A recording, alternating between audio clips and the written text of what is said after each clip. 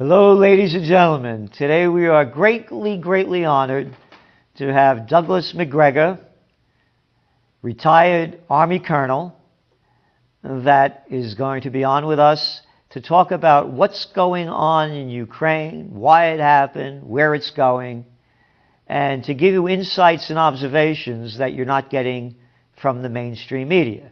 As you know, I call them presstitutes, media whores that get paid to put out by their corporate pimps and their government whoremasters. So here we sit after the coup of 2014, when we systematically installed a new leader in Ukraine, backed new forces in that country that were unalterably, irretrievably hostile to Russia.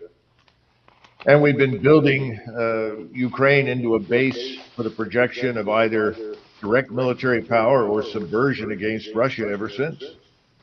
So finally, after pleading and trying to get people to listen, I think Putin decided he had no choice. He was afraid that no matter what we said, eventually we would bring in Ukraine and we would have missiles and forces on his border, the way the Soviets had put missiles and forces in Cuba, 90 miles from the United States. So he felt he had no choice. He had to go in. Now, we can debate how it's being done and so forth, but I do have sources that I talk to over there, and certain things are clear. First, they were very restrained during the first 5 days because Putin had given strict orders that they were to avoid at all costs civilian casualties, that they were to limit damage to infrastructure, buildings, property, homes.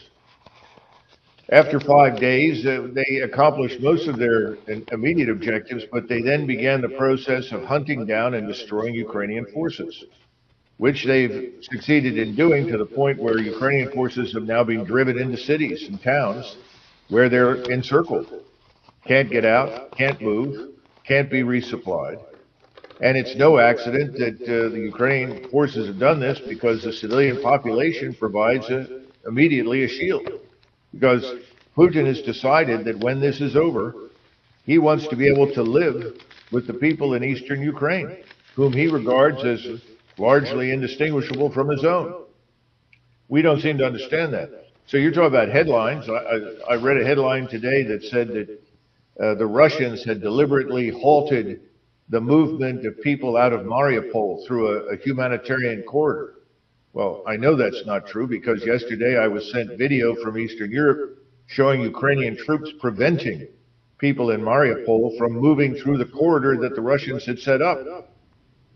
And there are 3,000 members of the Azov battalion or regiment or whatever they call themselves. They're fanatically anti-Russian, and they won't let people leave the city. This sort of thing isn't reported. All we hear is sort of a black and white picture.